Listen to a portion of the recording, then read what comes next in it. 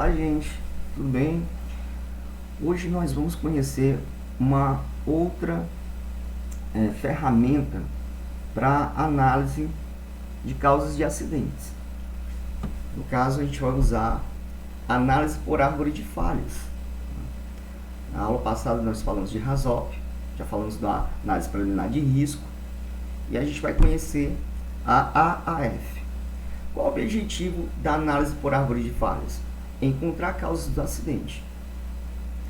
O objetivo principal seria demonstrar que essa técnica ela busca a origem dos acidentes, a raiz. Por isso que se fala em árvore, porque as causas imediatas elas serão as folhas. É o que você consegue observar ali no momento. O cidadão teve a mão esmagada por uma prensa. Ok, isso são causas imediatas. Mas assim como eu tenho causas imediatas, eu tenho causas mediatas. Ou seja, causas que corresponderiam ao tronco da área, ao ramo e ao tronco. Ou seja, eu tenho que me perguntar o porquê desse cidadão ter acesso, né, às partes perfuro-cortantes, cisalhantes, prensantes daquela máquina. Por que ele teve acesso? Ele não tinha treinamento, não tinha os equipamentos de proteção coletiva que impedissem esse acesso, proteção fixa, proteção móvel, cortina de luz, enfim, comando bimanual. Eu tenho que saber o porquê disso. Seriam as causas imediatas. Até eu chegar à raiz do problema. Falta de supervisão também, falta de treinamento. Então, até eu chegar à raiz do problema, né? Por que aquela máquina foi instalada daquela forma, se atender às prerrogativas aí da NR12? Então, dá para a gente perceber que a gente sai num evento adverso, no acidente de trabalho, eu posso sair de uma causa imediata para a raiz do problema. Então, em síntese, essa seria a proposta da análise de árvore de falhas. Para tal, a gente pode utilizar qualquer técnica de identificação de perigos para poder praticar a análise de árvore de falhas. Eu posso usar um APR, eu posso usar o RASOP, eu posso utilizar o What If, que é algo que eu vou ensinar ainda para vocês. E essas técnicas elas podem ser dedutivas, assim como elas podem ser qualitativa e quantitativa. Quantitativa, Rodrigo? Sim, pode ser quantitativa. Uma vez que, se eu tenho registro de eventos conhecidos, de falhas conhecidas, aí eu sei que uma correia ela pode partir uma vez a cada 5 anos. Então eu tenho uma frequência. Aí eu sei que a falha na lubrificação de uma máquina, né, caso não lubrifique, pode ocorrer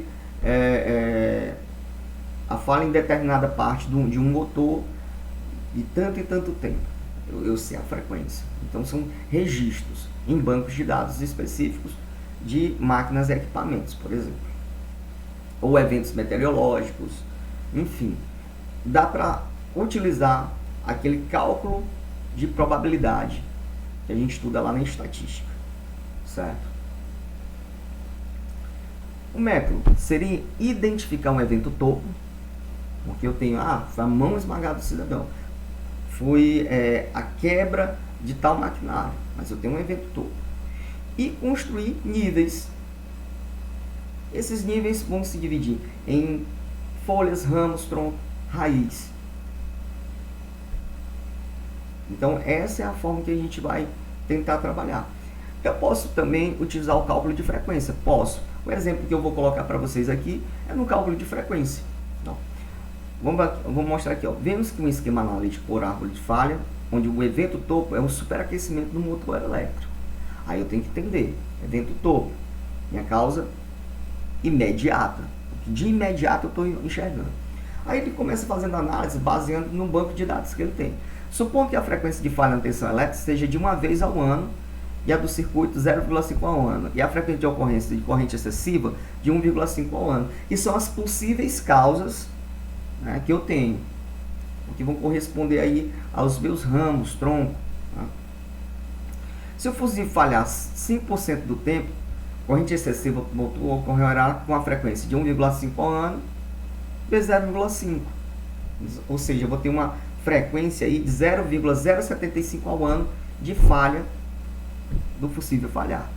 Se a falha primária do motor ocorrer na frequência de 0,01 ao ano e o motor superaquecido, o motor superaquece, eu tenho a soma dessas probabilidades. Como eu digo assim, é um evento e outro, que a gente estuda na probabilidade, né? Eu posso ter um evento ou outro, né? Então, um evento e outro eu vou multiplicar. Um evento ou outro eu vou somar, certo? Aí lição. Pode ser um ou outro, se é um ou outro, um ou exclusivo. Para quem não lembra o que seria isso na lógica, né? Um ou exclusivo. Ou eu sou timonense ou eu sou teresinense. Eu não posso ter duas naturalidades. Timonense e teresinense. Não é timonense ou é teresinense. Ou eu sou carioca ou eu sou paulista. Não posso ter, carioca paulista. Agora eu posso ter dupla nacionalidade. Eu posso ser luso brasileiro. Então aí é um I. Ele é luso brasileiro, ou seja, português e brasileiro. Eu sou engenheiro e professor. Então o I é um conectivo, é um tipo de conectivo onde você vai multiplicar na probabilidade. E o ou, né, o exclusivo, né, o ou exclusivo é o que eu vou somar aí na probabilidade. Ou um ou outro. Caso aqui a gente vai poder... a gente pode usar essas portas lógicas, ou um ou inclusivo, ou um ou exclusivo, vai depender da situação, um i, um não, enfim, vai depender da situação. Quem entende um pouco mais de lógica digital, né, de lógica em si, né, uma lógica matemática, ou a lógica aplicada na ciência da computação e na engenharia elétrica, vai entender que dependendo, né, e é algo fácil de aprender, gente, não é necessariamente você ser da matemática, da computação ou da engenharia para você entender esses conceitos, não, são conceitos simples. Vamos lá olhar aqui o gráfico, né, o diagrama, desculpa. Aqui a gente vai ter aqui superaquecimento do motor, ou ocorreu falha primária do motor, ou corrente excessiva do motor. Essa corrente excessiva, ela pode ser por dois eventos simultâneos. Corrente excessiva do circuito e falha do fusível. Significou, o fusível não atuou. Se não atuou, significa que passou a corrente excessiva. Se o fusível tivesse atuado, né, se cessaria ali o evento. Aí essa falha do fusível seria uma falha primária do fusível. Ou seja, fábrica. O fusível era para o quê? Para cortar a corrente e não ter outra falha. Mas por ele não ter atuado, o que ocorreu? Corrente excessiva do circuito.